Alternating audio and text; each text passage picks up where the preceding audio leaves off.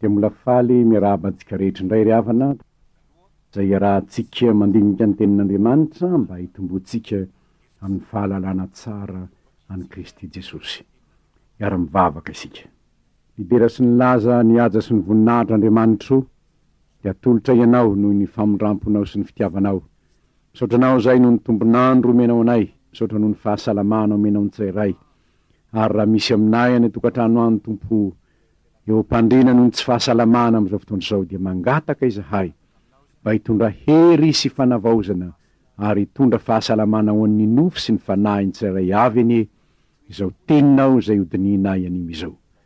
Rengane Tompo izany fahalalànay mitombo amin'ny fahalalànan'i Kristy izany dia ahatonga anay hanana firaisana bebe kokoa amin'ny ilay nitsangana tamin'ny maty milaza aminay hoe indro za momba anareo mandrakariva ambara-pahatonga ny fahatapena zao tontolo izao. Amin'ny anaranao Jesosy no anaovanay izany vavaka izany. Amen.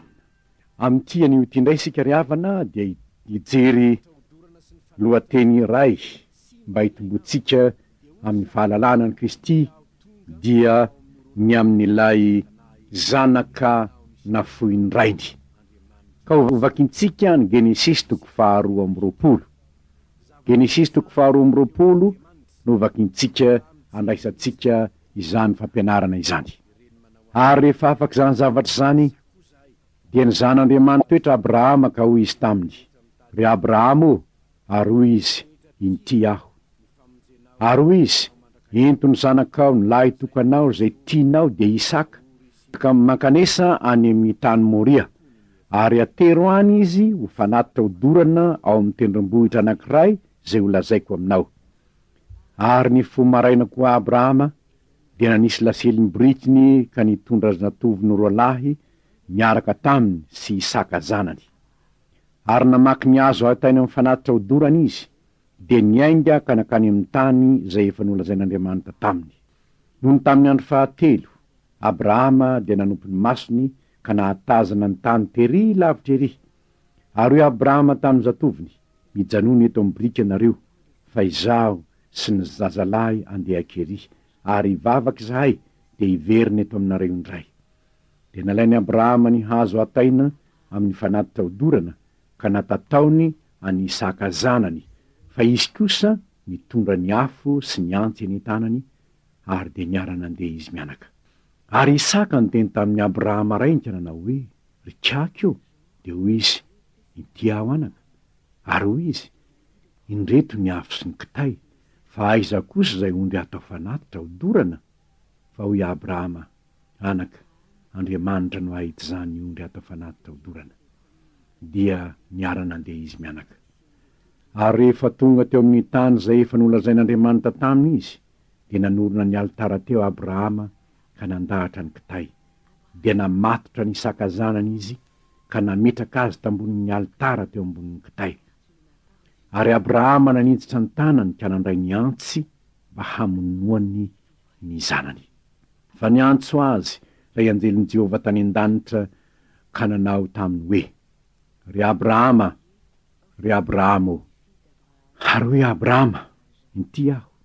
Dia hoy izy, aza maninditra ny tananao amin'ny zazalahy, ary aza maninona azy akory ianao, fa hitako izao, fa matahotra n'Andriamanitra ianao, ka tsy narovanao tamiko ny zanakao dia ny lahy tokanao. Ary Abrahama mierika anjerika indro nisy ondry lahy teo ivony, voasangotry ny kiritrala ny tandrony. Dia lasa Abrahama ka naka ny ondry lahy, ary nanatitra azy ho fanatitra hodorana ho solony zanany. Ary ny anaran'izany tany zany dia nataony Abrahama hoe Jehovah Jire. Dia izany nanaovany mandrakandroany ny anarany hoe any tendrombohitra no isehon'i Jehovah. Dia niantso any Abrahama fanondrony tany an-danitra ilay anjelin'i Jehovah ka nanao hoe, nitenako ny nianako Jehovah, satria nanao zany zavatra zany ianao, ka tsy niaro ny zanakao lailahy tokanao. Dia hitay anao tokoa aho, ary amaro dia amaro ny taranakao, ho tahaky ny kitany eny amin'ny lanitra sy ho tahaky ny fasika izay any amoron-dranomasina. Ary ny taranakao hahazo mivavahady ny fahavalony. Ary amin'ny taranakao no hitahinany firenena rehetra ambonin'ny tany satria nanaiky ny teniko ianao. Ary Abrahama dia niverina nakeny amin'ny zatoviny de niainga izy ka niaraka nakany Berseba, ary Abrahama de nonina tany Berseba. Tantara iray mampangitakitaka ao amin'ny soratra masina ry havana ity tantara ity, satria tantara ahitantsika marina ny tena fahafoizany Abrahama ny tenany ho an'Andriamanitra. Araky ny voasoratra eto dia Andriamanitra no niteny tamin'ny Abrahama hoe atery ho fanatitra ho ahy ny zanakao Isaka, ioneny lahy tokany, lahy tokany io, tsy nanana afa-tsy izy tamin'ny Sara vadiny. Zao nefa rehefa Andriamanitra no niteny taminy hoe ento atao fanatitra ho any zanakao, de tsy nisalasala Abrahama fa avy hatrany izy de nandeha. De nentiny tokoa lay zanany, ary tena vonona izy, tena vonona hanafanatitra lay zanany. Ny porofon'izany, sady mitondra antsy izy, mitondra kitay izy, mitondra afo izy, de nandeha izy. No nefa nandeha elaela izy, afaka ny andro fahatelo avy any Berseba izy zany ho any amin'ny tendrombohitry Moria, dia nasainy janona izy roa lahy, reto mpanompony zany, fa izy sy ny zanany sisa no niaraka.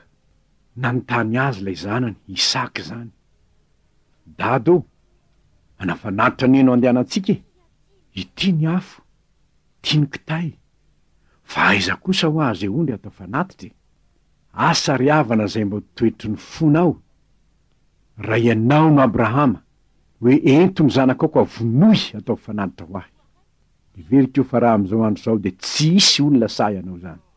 Abrahama nefa dia mafy taminy azy zany, tena lefina na tsindrona mihitsy ny fony Abrahama zany.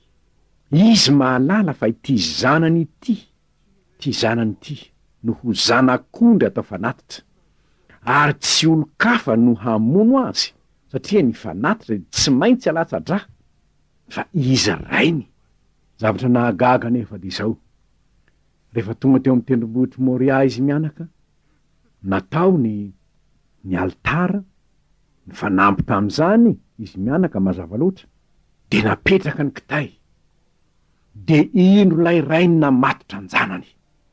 Ny mahavarina koa eto de izao, mipitrapitra fotsiny Isaka, tsy namaly izy na de kely. Zao ny voasoratra hoe de nanorina altara teo Abrahama ka nandahatra ny kitay, de namatotra ny Isaka zanany izy, ka nametraka azy tambonin'ny altara teo ambonin'ny kitay. Ary Abrahama nanintsitra ny tanany ka nandray ny antsy mba hamonoany ny zanany.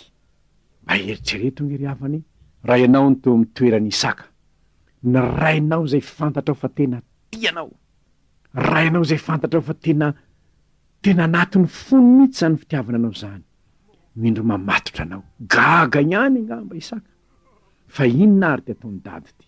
Nefa tsy namaly izy, nanaika izy. Koa satria teo ambonin'ny altara izy, asa angamba na tsy lany mihitsy teo ambonin'ny altara izy, satria ny tendany tsy maintsy hitatoany antsy, de angamba hitan'ny masony, asa mikipy ve Isaka, sa hitan'ny masony ny tanany rainy, ny tanany antsy maranitra? Nanaika nefa Isaka.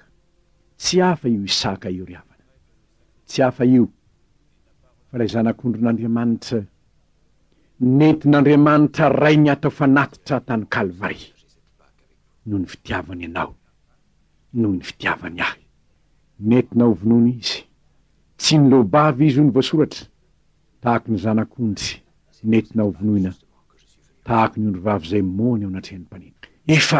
Efa miainga ny tanin'ny Abrahama, zay vo fantatry Isaka hoe aive dada mihitsy no hamono ahy, raha i dada no hamono ahy, angina ako tsy lobava.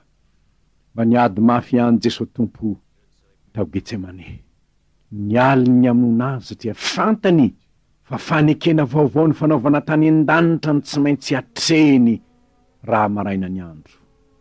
Mba nitaraina ihany izy hoe raha eo raha azo atao hoe sory amiko ty kapoka ity, nefa ho izy aoka tsy ny sitrapoko any ianao atao fa ny anao.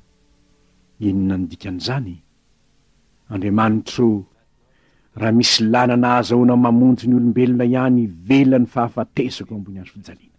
Aokare zany lalany zany no izoranao e, raha tsy zany kosa fa tsy maintsy maty aho, tsy maintsy atao sorona aho, tsy maintsy arotsaka ny rako ho zary ranony fanekena vaovao, arotsaka ny maro famelan-keloka. Raha eo aoka tsy sitrapoko any eno atao fanenao. Zavatra hita riavana tamin'ny tao tendrombohitry Moria, raha nanangana ny tanany Abrahama ka te hanatsatoka ny antsy maranitra teo amin'ny tendan-janany, de notazoniny anjeliny tanany tsy hahafaty any Isaka. Fa nilazan'ny anjely izy hoe, ry Abrahama o, aza manindritra ny tananao amin'ny zazalahary, aza maninona azy akory ianao fa hitako zao fa matahotra n'Andriamanitra ianao ka tsy narovanao tamiko ny zanakao, de nilahy tokanao. Novonjena Isaka ampy tamin'Andriamanitra ny nahita ny fahavononany Abrahama hahafoy ny zanany noho ny fitiavana n'Andriamanitra. Velona somatsara Isaka. Fa Jesosy Kristy Tompo kosa riavana, ilay Andriamanitra rainy mihitsy no nanaiky ny hamonona azy teo ambony hazo fijaliana, ary nahatonga ny Tompo Jesoa hiantsoantso hoe Andriamanitro, nahoana de nahafoy ahy ianao. Tena nafoin'Andriamanitra Jesosy Kristy Tompo, ary tena latsaka teo amin'ny Jesosy mihitsy ny fahatezerana, satria mitondra ny fahotanitsika izy.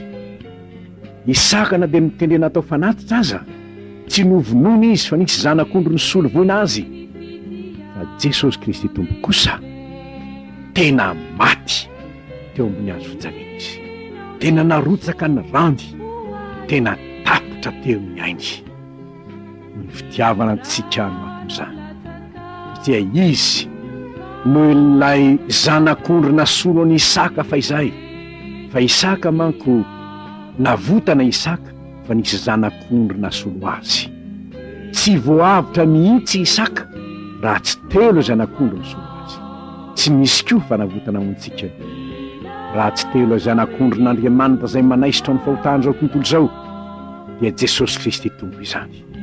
Ary taty aoriana no nitonga ny lalàna, de mazava loatra fa ny olona rehetra zay nitady fihavanana tamin'Andriamanitra de tsy maintsy nitondra zanak'ondro izy atao fanavotana ho an'ny fahotana zay natao.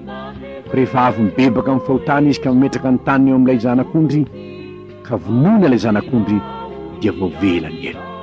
Riavana malala, raha misy lalan-kafa na azahoana namonjy antsika ivelan'ilay fanatitra nataon'ny Zanak'Andriamanitra, dia Jesosy Kristy Tompo zay novonoina tao Kalvari. Raha misy lalan-kafa zao no mamonjy antsika, de tsy ho nisy Golgota, tsy ho nisy Getsemane, tsy ho nisy Kalvari, tsy ho nisy ny hazo fijaliana, fa satria tsisy hevitra fa tsy maintsy novonoina ny Zanak'Andriamanitra, de nafoin'Andriamanitra ny Zanaka ho zanak'ondro n'Andriamanitra manaisitra ny fahotana zao tontolo zao. Ka izay mino ny fisoloana nataony teo amin'ny hazo fijaliana ihany ny mahazo famonjena. Ary izany tsy maintsy hitoriana ny filazantsara, izany tsy maintsy hanambarana fa nahafoy ny zanany Andriamanitra. Toy izao no nitiavan'Andriamanitra zao tontolo zao nomeny zanany lahatokana, mba tsy ho very rehetra mino azy fa hanana fiainana mandrakizay. Ary zany nantoko ny Tompo ho an'ny lala tokana hidirantsika ny lanitra, izy no lalana sy fahamariana ary fiainana. Tsy misy olona makany amin'ny ray afa-tsy amin'ny alala. Nahoana? Satria raha tsy misy raha latsaka de tsy misy famelan-kelo, ary ny olona tsy voavela heloka de tsy mahazo mandova ny fiainana mandrakizay, satria masin'Andriamanitra ka ny ota tsy miditrany. Ary zany no tokony hisaorantsika n'Andriamanitra riavana, fa tena nafoy ny zanany. Izany no tokony hisaorantsika ny Jesosy Kristy Tompo, satria tena nafony ny ainy, nahafoy ny aiko aho, hanavotako anao. Ho ny hirantsika riavana, inona ny tokony ho vokatra zany fahalalanao an'i Kristy zany, ho lay zanak'ondro n'Andriamanitra zay manaisitra ny fahotana zao tontolo zao. Inona ny tokony ho vokatra zany? Ny tantara dia hitantsika rehefa tahaka ny nitsangana tamin'ny maty Isaka, satria nisy zanak'ondro ny solo azy, dia nentina niverina nakany Berseba soamantsara izy. Nentina niverina nakany Berseba soamantsara izy. Maty Kristy, nitsangana tamin'ny maty izy, nefa niakatra ny an-danitra eo tany nakavanan'ny rainy izy, niverina ny toerana ny alana izy, ary naniraka ny fanahiny hiara-monina amintsika, mba hahatonga antsika hiaraka manompo an'Andriamanitra aminy. Fa rehefa tonga tany Berseba indray Isaka, dia mazava loatra niaina teo anilany Abrahama rainy indray izy. Isika ry havana, isika zay novonjena noho ny fanatitra nataon'i Kristy, dia tokony hiara mandeha amin'i Kristy hanompo an'Andriamanitra rainy. Izany no vokatry ny fahafantarantsika ny fitsanganan'i Kristy tamin'ny maty. Fa maty Kristy nefa nitsangana tamin'ny maty izy, ary nilaza fa hombanareo mandrakariva aho ambara-patana ny fahataperana zao tontolo zao. Ary ny olona niaraka tamin'i Kristy, niaraka maty tamin'i Kristy, niara-natsangana tamin'i Kristy, dia velona ao an'Andriamanitra izy. Velona hiara-miaina amin'i Kristy amin'Andriamanitra izy. Hiaraka manao ny sitrapon'Andriamanitra amin'ilay Kristy nitsangana tamin'ny maty izy, ary zavatra tokana ihany tarigetrany ny hanao ny sitraponao Andriamanitra. Manao ahoana ary? Manao ahoana ny fanaovanao ny sitrapon'Andriamanitra ry kristianina nahatsiaro fanavotana noho ny fanatitra nataon'i Kristy? Manao ahoana ny fitiavanao ny tenin'Andriamanitra? Manao ahoana ny fankatoavanao zay ambarany? Manao ahoana ny fiainanao zay lazainy? Manao ahoana ny fankasitrahanao ny fahasoavany? Fa Jesosy Kristy dia tonga hanao ny sitrapon'Andriamanitra, ary ny olona zay miara-miaina aminy dia ny hanao ny sitrapon'Andriamanitra ny sitrany.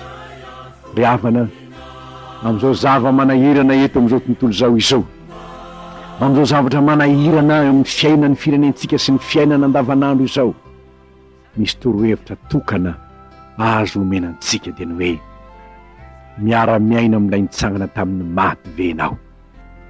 Niverina ny Berseba Isaka, nitsangana tamin'ny maty ny tompo, hiara-miaina amintsika, nefa tsy hainao ataony miara-miaina aminy raha tsy fantatrao ny teniny zay baiko ny fiainanao andavanandro. Naiza misy ianao, na ny ampianarana ianao, na ny ampiasana ianao, na ao an-tokantrano ianao, dia tokony hahatsiaro hoe miverina teto ambonin'ny tany indray anie Jesosy, nitsangana tamin'ny maty anie izy, ary miara-miaina aminy toy izy. Ka naiza misy ahy, na amin'ny takona na amin'ny ariary, dia eo anilako mandrakariva izy. Tsy nambarany vavy indro zaho momba anareo mandrakariva ambara-pahatonga ny fahataperana zao tontolo zao, ary raha eto anilako izy, ekeny ve zao zavatra ataoko zao?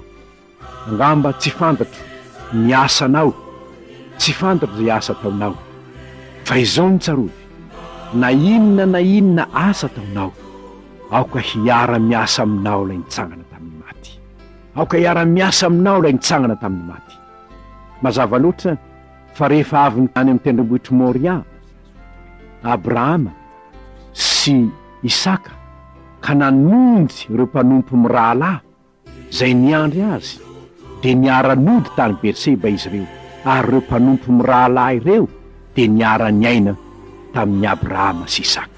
Tahaka izany koa isika, rehefa avy navotana tamin'ny rano Kristy isika, tamin'ny fanatitra nataon'i Kristy tao Kalvaria, dia nitsangana tamin'ny maty Kristy, ary tonga eto amintsika izy mba hiara-miaina amin'Andriamanitra ray sy zanaka, tahaka azy mirahalahy mpanompo niara-niaina tamin'ny Abrahama sy Isaka.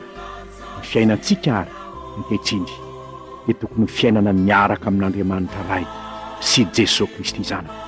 Ka na inona tao, naiza misy ahy, dia ho zavatra tokana ihany ny tarigetrako, fa nilo ny tongo sy fanazavana ny lalako ny teninao Andriamanitra. Hiara-mandeha aminao hatr'izao Jesosy no riko tokoa, maty ny soheriko ato amin'ny ari-fijaliana mako. Engane ry havana, engane, ka ianao zay mandre sy mihaino izao nahafoizany ny rainy ny zanany zao, sy nahafozan'ny zanany ny ainy izao noho ny fitiavana anao dia mba hanapa-kevitra tokoa ka hanaraka ny Kristy marina, tsy hanakalo ny fitiavana ny Kristy amin'ny zavatry ny tany, ny arenany zao tontolo zao, na ny voninahitra zao tontolo zao, fa no targeta tokanao amin'ny fiainanao dia hoe inty aho hanao ny sitraponao Andriamanitra ary raha izany marina ny fiainanao dia ho hitanao fa vao mainka ho sambatra ianao ho nanao ahoana reny fifaliana rehefa tonga tany Berseba i Abrahama sy Isaka ary izy mirahalahy ka nanambara tamin'ny fianakaviana hoe ity zanako ity efa maty fa velona indray. Hanao fanatitra ny Isaka ny nandehananay nefa velona soamatsara izy. Hanao ahoana ny fifalianao miara-miaina amin'Andriamanitra tsy Jesosy Kristy ilay nitsangana tamin'ny maty, ilay nilaza aminao hoe ny fiadanako nomeko anao, tsy tahaka ny fanomeny zao tontolo zao ny fanomeko anao, ho tsapanao zany hoe miara-miaina amin'Andriamanitra ray sy Jesosy Kristy zanany. Angamba firavoravona fa tsy vola tantara moa kanefa azo an-tsaina ny amin'ny hoe tafaverina santany Berseba soamatsara ho ny Abrahama, nanambara ny zavatra nataon'Andriamanitra, ny zava-mahagaga nataon'Andriamanitra tany amin'ny tendrombohitra Moria, ny tenenan'Andriamanitra taminy sy ny fampanantenana feno fifaliana nomen'Andriamanitra azy hoe ho fitahiana tokoa ianao. Ry havako, ny olona zay nandray ny famonjena tao amin'ny Kristy dia manjary fitahiana ho an'ny mpiarabelona aminy, satria mitobaka eo aminy ny fitahian'Andriamanitra ary dia hitobaka ho an'ny mpiarabelona aminy izany.